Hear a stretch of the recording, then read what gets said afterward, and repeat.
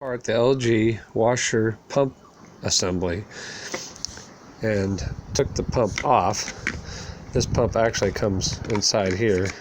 It's a magnet, and if you pry it out,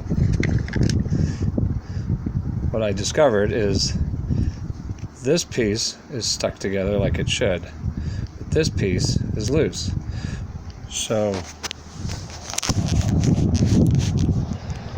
this should not spin on its own. It should all spin like this.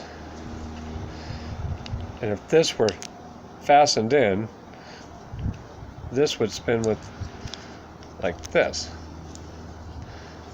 But it's not necessarily spinning the way it's supposed to. And it's because this piece is stuck. That's stuck. So this, which should all rotate, I think. Anyway, it's not spinning like it should. And that's causing the pump not to work.